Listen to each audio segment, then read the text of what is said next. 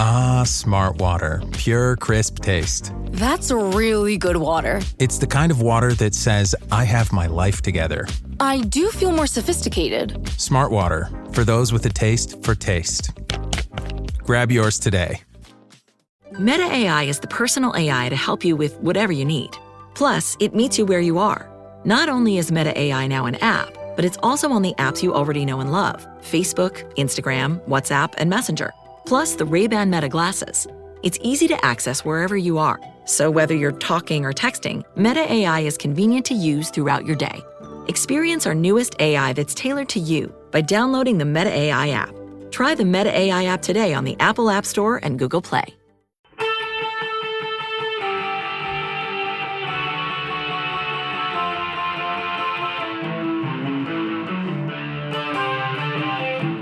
This is the Daily Blast from the New Republic, produced and presented by the DSR Network.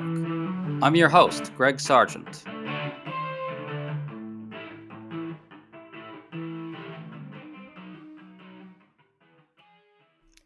President Donald Trump has managed to drive Senator Thom Tillis out of the Republican Party. The North Carolina senator has been excoriating the Senate version of Trump's big budget bill over its deep Medicaid cuts, prompting Trump to threaten him with a primary.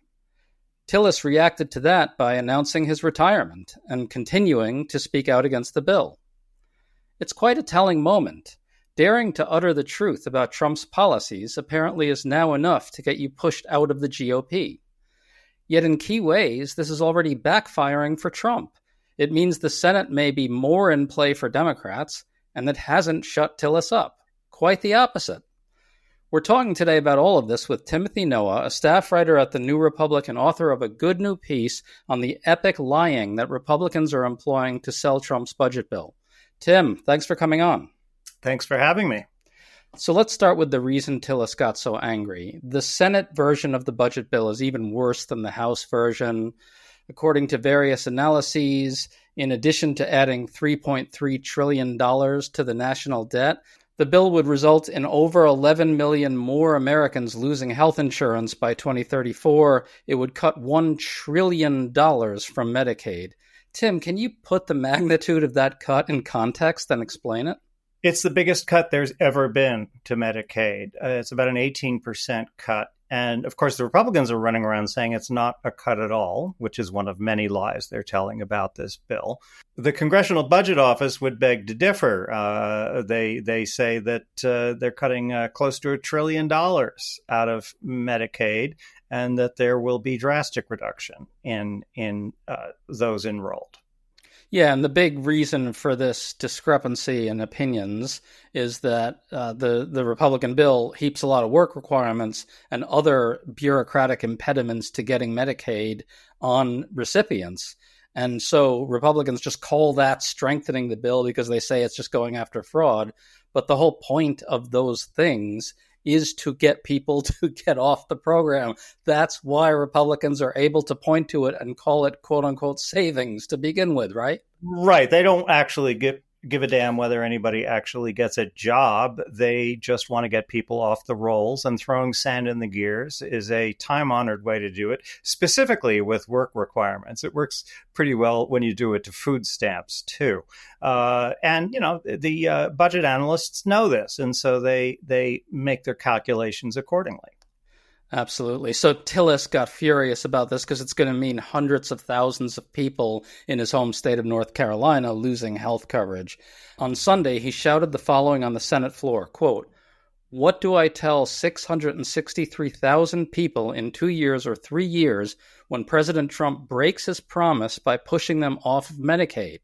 Trump's advisors in the White House are not telling him that the effect of this bill is to break a promise," close quote. That's Thom Tillis. Tim, what's striking to me about that is Tillis is saying straight out that Trump is getting scammed by his own advisors into believing that this bill doesn't do what it actually does. Now, I think Trump knows perfectly well what it does, but still his advisors really are probably trying to scam him this way. Your thoughts about those quotes? Yeah, well, there are a million ways that they're scamming themselves on this. Josh Hawley is sort of a counterexample to Tillis, where last month he published an op-ed in the New York Times saying Republicans are committing suicide if they're going to do these kinds of cuts to Medicaid. But over the weekend, he quietly signed off on the cuts and signed off on the legislation by allowing the bill to move forward.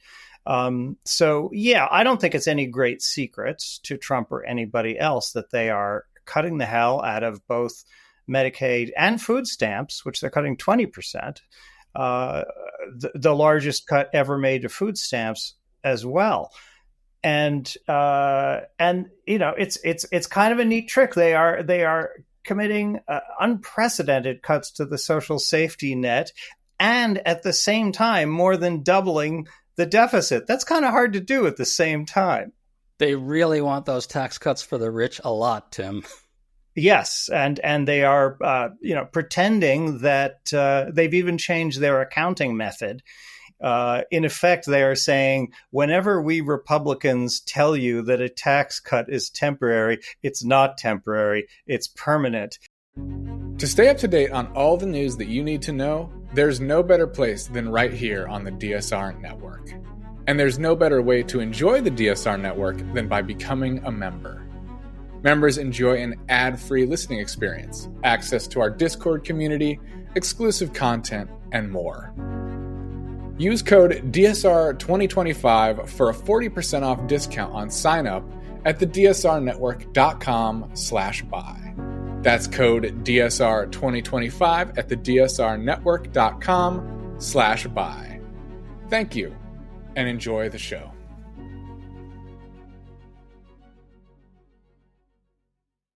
I want to grab onto what you said about Josh Hawley, who's the senator from Missouri, because he actually engaged in a two-step that's really disgusting.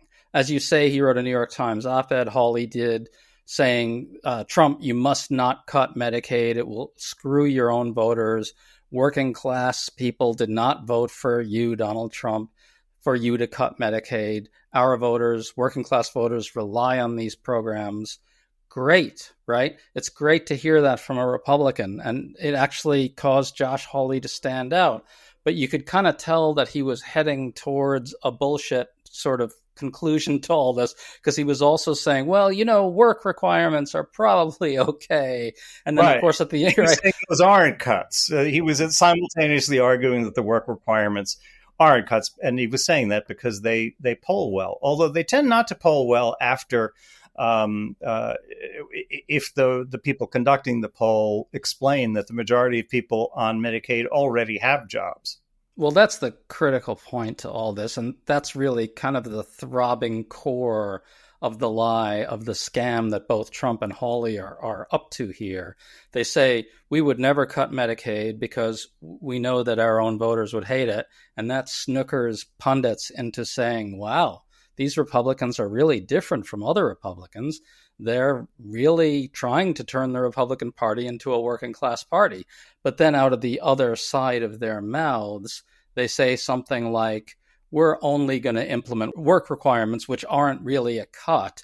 But of course, the thing with work requirements is that they target those very people, right? They heap additional requirements on the working poor, people who are on Medicaid and also already working. Can you talk about that dimension of it?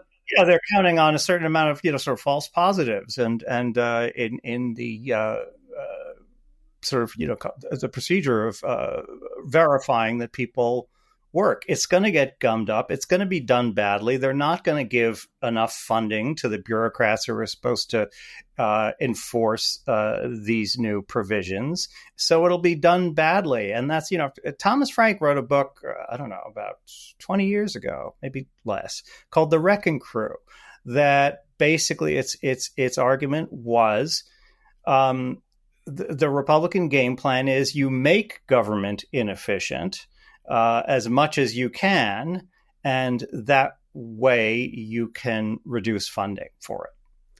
It's a trick that's worked for half a century for them. I want to point out that Tillis also said something else on the Senate floor that relates to what we're talking about here. He said that Republicans should, quote, make sure that we do not break the promise of Donald J. Trump that he's made to the people on Medicaid. Now, that's a reference directly to what we're talking about here, which is that Trump promised his voters that he would never cut Medicaid, right? And I think that's what makes this campaign from Tillis so damaging. It blows the lid off of that scam. Tim, why is he the only Republican telling the GOP base the truth about any of this? Because they're afraid. They're afraid of Trump. They're more afraid of Trump than they are of their voters. And but they should be afraid of their voters because Hawley was right last month in the New York Times. This is political suicide. I wrote a piece a few weeks back explaining how Medicaid has over the decades joined Medicare and Social Security as a third rail of American politics. It didn't used to be. In fact, way back at the beginning, if you wanted to go on Medicaid, you couldn't have a job. The only people who were eligible for Medicaid were on welfare. But eligibility expanded over the years, and now there are more people on Medicaid than there are on Medicare. Slightly more. So it's a huge program. It's a program that reaches into the working class. And it is, and as Steve Bannon has pointed out, there's a lot of MAGA voters who are on Medicaid, and they are in for a very rude shock. And the Republicans are just trying to wish this away. I mean, maybe they can con people enough to pass the bill, but they're not going to be able to con people when the cuts come. Well, you got to wonder why people like Steve Bannon aren't raising their voices a little more loudly right now. It seems to me that there's a chunk of the quote-unquote working class populist MAGA types who are somewhat serious about the populism and the pro-worker movement that they want the GOP to pursue. Hawley has revealed himself to be full of shit on this after talking a pretty good game. But people like Bannon, why aren't we hearing more from them? Because he's playing both sides as usual and is also afraid of alienating Trump. And because if he were to be really thoroughly denounced by Trump, he would be at risk of losing much of his audience. So he will tell, the truth up to a point, and then he'll fall in line. Unfortunately, that seems very likely. I got to ask, Tim, is this really doing anything for Trump? This campaign against Tillis, all Trump did was draw more media attention to Tillis telling the truth about how the bill screws Trump's base. Tillis's retirement means both that he can keep telling this truth without worrying about a primary, and it means that Democrats probably have a better pickup opportunity in the Senate. North Carolina is very slowly moving in a blue direction, right? And without Tillis, Dems have a shot there, even if the odds remain long. Your thoughts on all that? What's he gaining? With a few more excommunications like this, the Democrats could hugely increase their chances of winning back the Senate in 2026. The Wall Street Journal is already starting to worry about that. I'm curious, what are your thoughts about the Democrats' chances of winning the Senate? I think they're really long, but I think North Carolina as well is just always the thing that breaks Democrats' hearts. But, the flip side is Democrats can get elected statewide in North Carolina. It has happened. We have a Democratic governor there right now. I want to point out, by the way, that the Wall Street Journal slammed Trump over this very point. They had an editorial saying, quote, Trump puts the Senate in play in 2026 by helping to drive Thom Tillis into retirement. He puts his presidency at risk. A common feature of Donald Trump's 2 terms as president, the editorial continues, is that he can't stand political prosperity. When events are going in his direction, he has an uncanny habit of handing his opponents a sword. So, Trump's media allies are really, really ticked about this, and they're really nervous about it. Yeah, they want, the Journal's bitter because they really want that tax cut. It's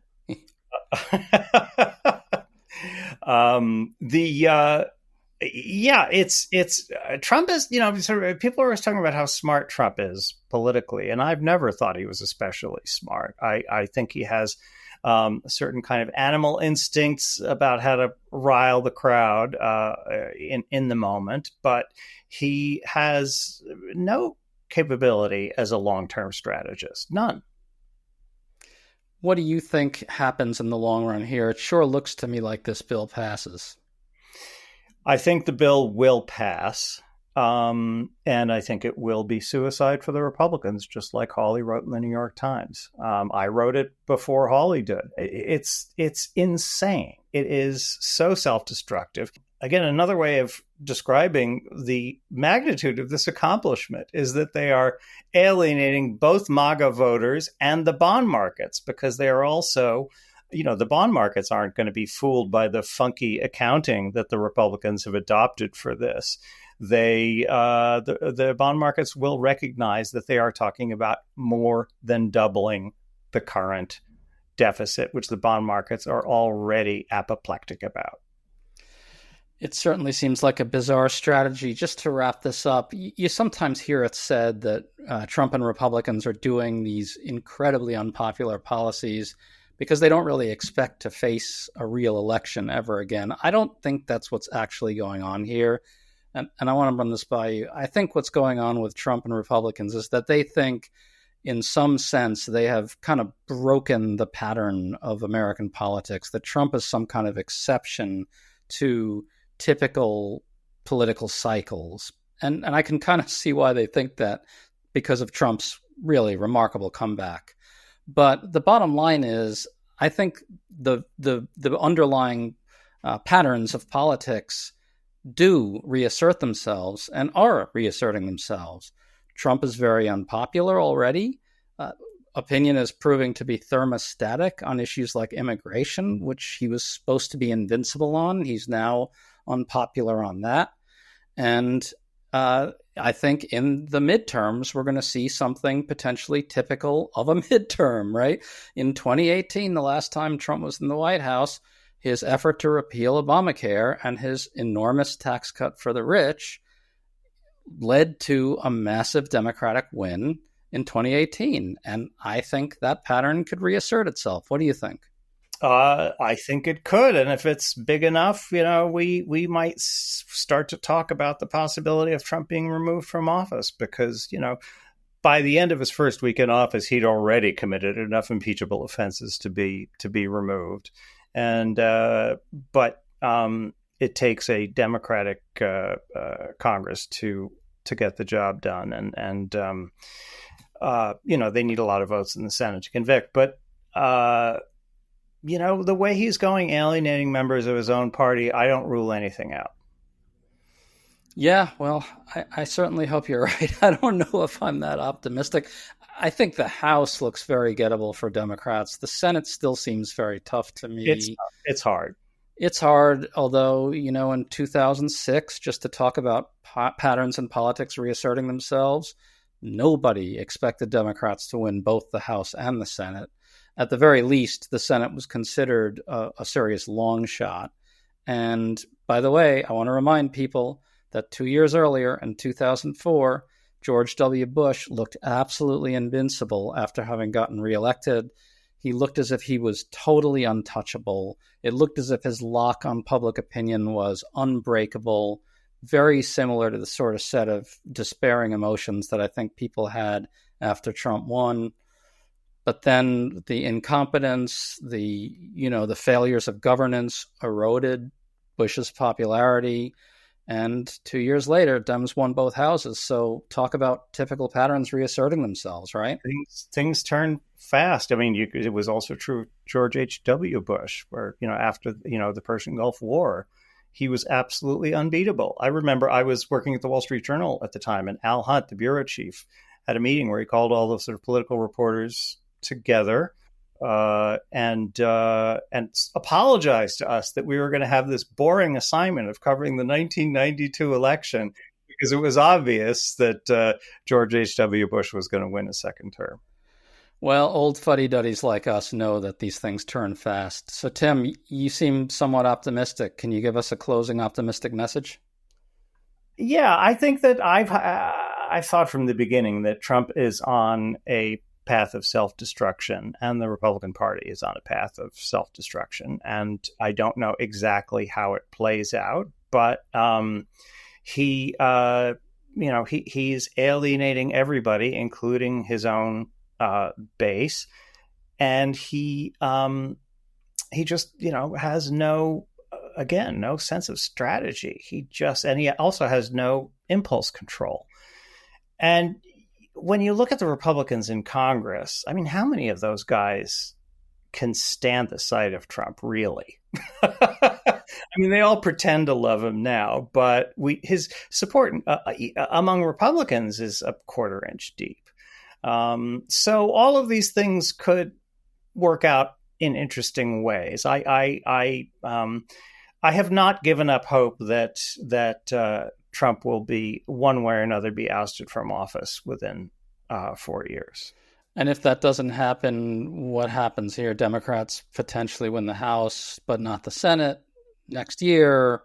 And then Democrats do pretty well in the 2028 election and beat J.D. Vance? Yes, absolutely. And, Trump has never been able to transfer his popularity to his flunkies. And I think Vance will demonstrate that. And who knows what Vance is going to be in 4 years. I mean, this is a guy who has changed his identity, literally changed his name 2 or 3 times, right? And has changed his political identity at least a couple of times. He's an opportunist. He will do the opportunistic thing, and we can't know right now what that will be. Yeah, I don't think any other Republican alive can activate Trump voters the way Trump himself can. Timothy Noah, really great to talk to you as always. Thanks for coming on. Thank you, Greg.